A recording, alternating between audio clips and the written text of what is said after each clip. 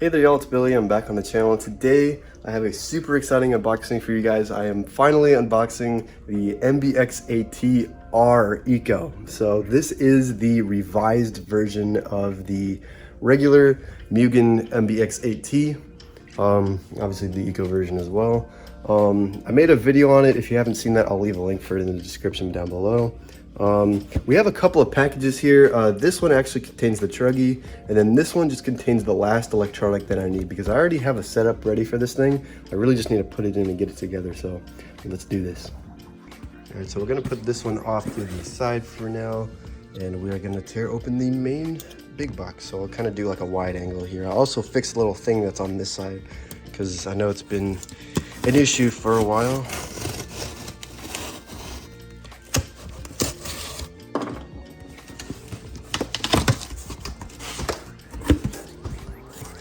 All right, there it is.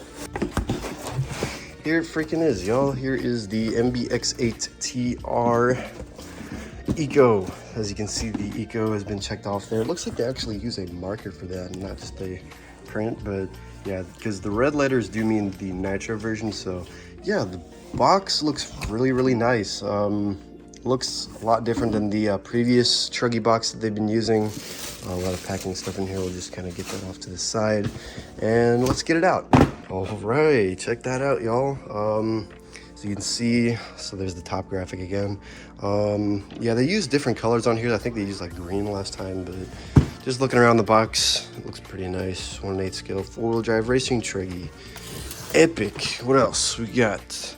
We got this side, kind of reiterating just kind of the same thing. And we got some other information over here, their address and stuff for Japan, and their other offices and stuff. Oh yeah, we actually have some stuff on this side. Just to take a quick peek, what do we got? So we have high traction differentials and new straight cut 10 tooth gear and 46 tooth conical gear. I'm not sure if that's actually different from the last Truggy or not. It just looks nice to point out, I guess. We've got an upper arm mount and front shock tower. Not really sure what that's exactly pointing out, but yeah. We have a CFRP camber link plate and rear hubs. That looks pretty cool. We'll find out what that is later. Wing mount plate, that was probably one of the first things I noticed about it, was that it had that wing plate on there. A new battery mount, nice. So we can put shorties in now. A large battery box and radio plates. And that looks like it's just going to be for the Nitro version. So let's actually see what's inside of this box.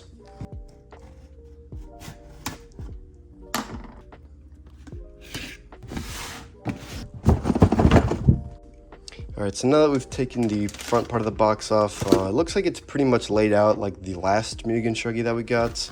The wing plate, or I think it's just the wing in here. Oh yeah, the plate's right there. Wheel nuts looking the same as last time. The wing actually doesn't have any pre-cut holes, which is kind of interesting because I've never actually seen that on any of these Mugen cars before. We have the Bruggy body, epic. I've never actually had one of these things. I like it. It's not really looking as bad as I was expecting it to be. I wonder where the front, okay, there it is. This is where the front piece mounts onto just like where the headlights and stuff go. Yeah, there's cutouts for the Nitro version, obviously. And yeah, I kind of like the look of it. I'm sure I'll get used to it the more I run it, but you know. Just taking a quick look through here.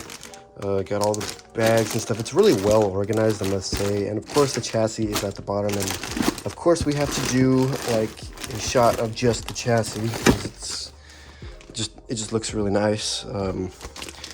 Yeah, it looks almost just the same as the last Mugen chassis. There's nothing immediately different that I'm noticing, except for that on where like the droop screws hit. It looks like they've angled that slightly.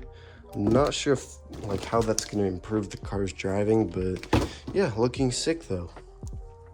And of course, you got all the bearings and the arms and stuff. The chassis protection and obviously the servo, or the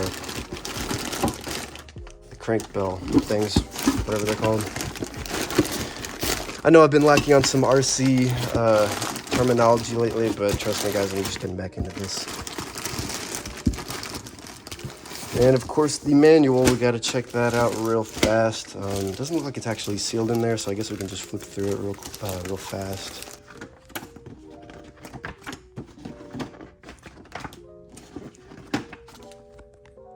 So pretty much it looks like it's the same like way that you go about it on like pretty much every other Mugen card. You start with the diffs, move on to building the clips, and then whenever you're done building the clips, you attach them to the chassis, and then yeah, I think that's pretty much just how it goes together. Yeah, pretty nice. Definitely hold on to these. Like I even have to mention that. All right, so I think that really just about covers it for the unboxing part of the actual car.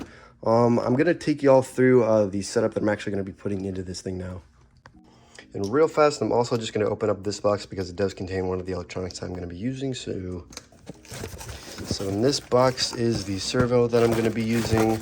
Of course, we gotta go with the good old Savox SG or SB2273 brushless servo. Freaking amazing servo. It's been working in all of my Mugen Chuggies forever, and I have had no issues, so hell yeah. So just getting all of this stuff out. I'm not really sure if I'm missing anything immediate from this build to like put it all together and actually get it going. So obviously we have the SB2273SG Savox steering servo, brushless, titanium gears and all. High voltage approved, of course. This is just a little upgrade that I'm going to be putting on because this is just something good to put on every single racing buggy or chuggy. It's a DE Racing plate.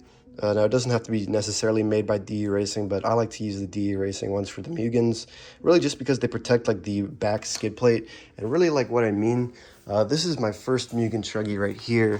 It might be hard to capture on video, but as you can see, there is a plate on there, but look at how like thin that was able to get over the time that I used it. So yeah, that's really just the main reason why I have one on there, just so I don't have to replace the chassis down the line. This receiver, this is a FlySky. It's for the Noble model. Unfortunately, these receivers in particular, I got this a while ago at Houston RC, and I'm not even sure if this is even going to fit because of how big it is. And I know that Mugen receiver cases are pretty small, so I'm not really sure how that's going to go, but we'll see. Because I'm going to probably end up doing a lot of this on live stream anyway, so that'll be fun. And then, of course, for the ESC, we have the XE-Run XR8 Plus. This is the same one that I use in my current Chuggy right now, and it works amazingly. The switch is a little bit wonky because they kind of like to fall off really easily, but I'll figure out a way to make sure it stays on. And then, of course, for the motor, we have the combo, of course, like it's all in one. The 4268 censored. I believe it's a 1900 kV motor, so it's pushing a lot of torque and not as much speed as like a 2200, but I'm probably going to be selling some electronics here soon anyway, so that'll also probably be really nice. And then, of course, for tires, I chose to actually use the Triple Ds for this car from J Concepts, the ones that I actually used for that one video a few weeks ago. But yeah, these are just kind of the basic things I'm going to be putting into it. Of course, I didn't really address batteries, but if I am going to be using batteries, it's probably going to be either this one or the HRB battery. Really just because they seem to like do the best whenever you put them through these Hobbywing XR8 systems. But yeah, I think that's just going to do it for today, y'all. Let me know what y'all think of the setup that I'm actually going to be using in this. Of course, I didn't show y'all the radio, but if you know what the FlySky Noble looks like, you know what I'm talking about. So yeah, give me your thoughts, give me your opinions. What could I do to improve this build? Would y'all like to see a live stream of it? Because that's something that I would like to do, honestly. But yeah, I will see you guys in the next one, and y'all have a good one. Bye.